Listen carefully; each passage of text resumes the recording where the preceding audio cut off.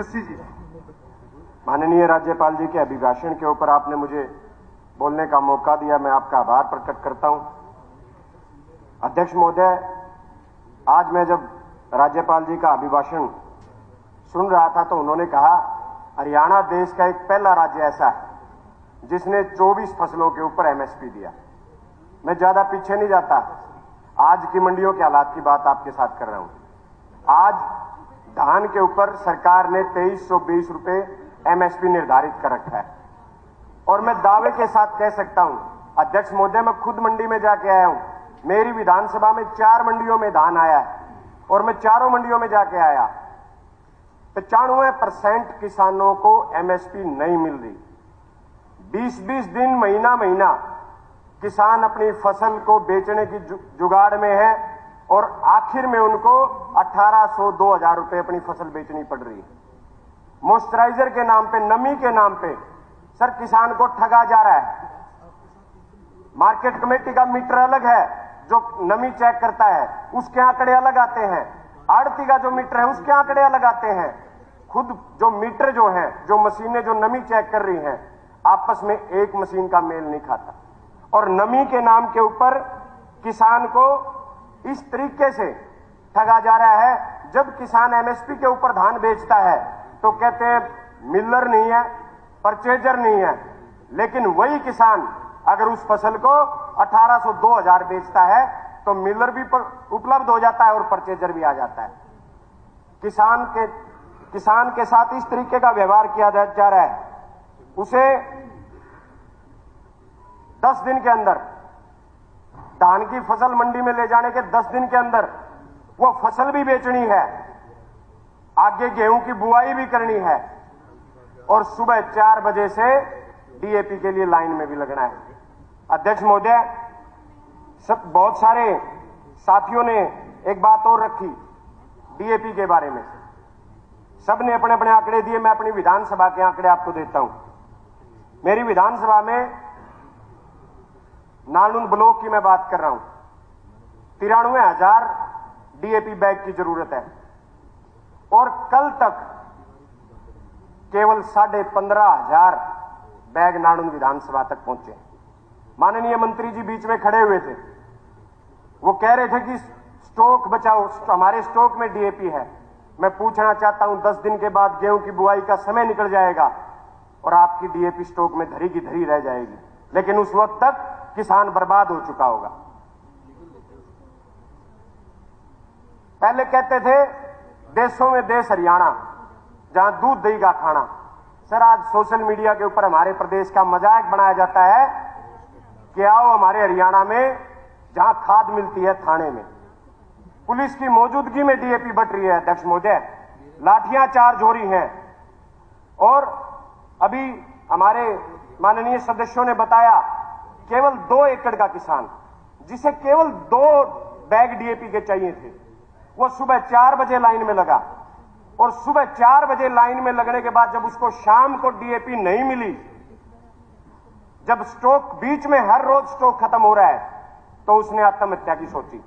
अध्यक्ष महोदय, आज डीएपी की कमी है क्योंकि किसान को आज डीएपी की जरूरत है।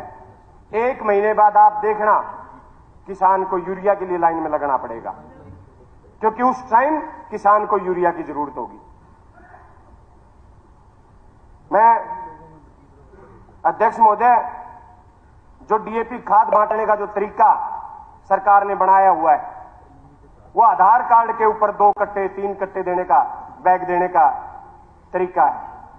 मैं सरकार से ये मांग करता हूं कि ये जो डीएपी बैग है ये आधार कार्ड के ऊपर नहीं बल्कि उसकी फरद देख के उसके ऊपर होना चाहिए और किसान के एक ही परिवार का जो एक ही सदस्य है, फरद देख के उस परिवार के एक ही सदस्य को वो खाद मिलनी चाहिए।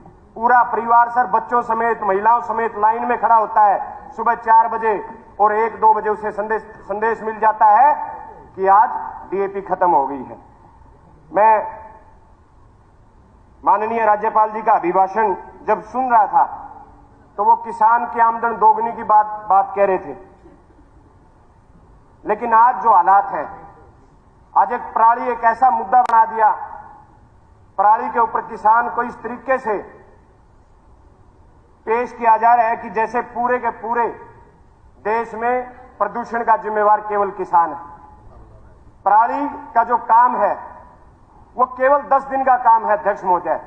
365 दिन फैक्ट्रियां चलती हैं, व्हीकल चलते हैं, लेकिन पूरे साल के प्रदूषण के लिए मात्र उन 10 दिन के लिए किसान को जिम्मेदार ठहरा दिया जाता है।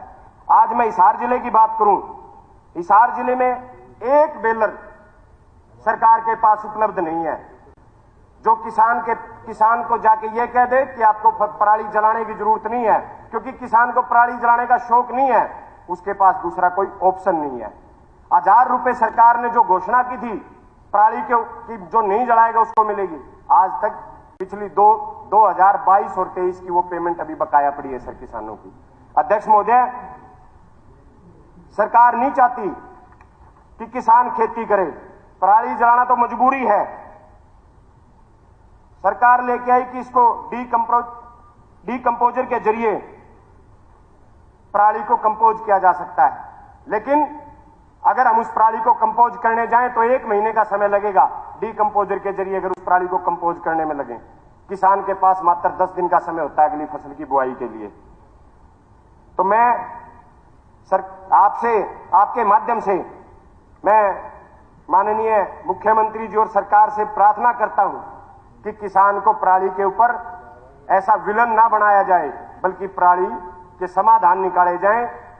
सर, आज मेरे नारणू हल्के की मैं बता रहा हूं आपको, पराली जलाने के ऊपर पहले जुर्माना लगाया गया। मैं उदाहरण के तौर पर आपको 2 किसानों के नाम बता देता हूं सर।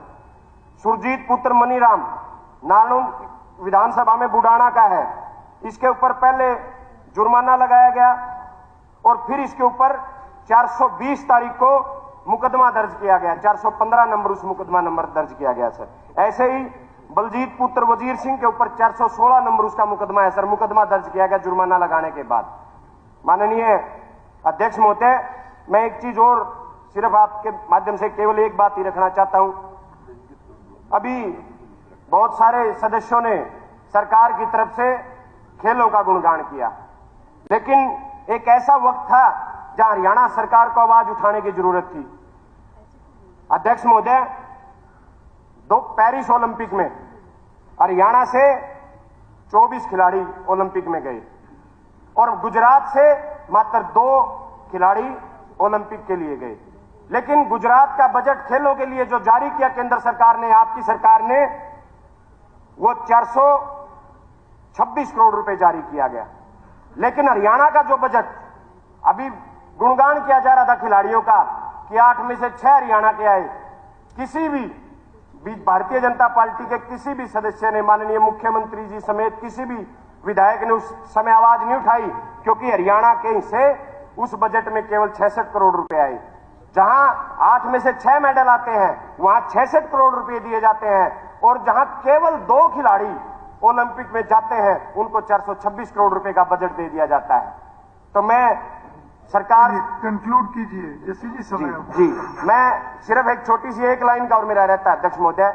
मेरा नारणुन जो है वो कबड्डी का इलाका है सर, बहुत सारे पहलवान और कबड्डी की बहुत बढ़िया बढ़िया टीमें हैं, लेकिन आज हालात हो गए सर, गली गली चिट्टा और स्मैक बिक रहा है। हर रोज किसी न किसी गांव से खबर आती है कि आज स्मैक पी के फलाना 20 साल का, 18 साल का, 22 साल का नौजवान चला गया। मेरी सरकार से, माननीय मुख्यमंत्री जी से भी प्रार्थना है, नशे के ऊपर अंकुश लगाया जाए। जो ये जवानी नशे में डूब रही है, जो घर के घर उजड़ रहे हैं, ये नशे के ऊपर अंकुश लगाया जाए ताकि हरियाणा प्रदेश के नौजवानों का भविष्य सुरक्षित हो सके। बहुत बहुत धन्यवाद माननीय अध्यक्ष।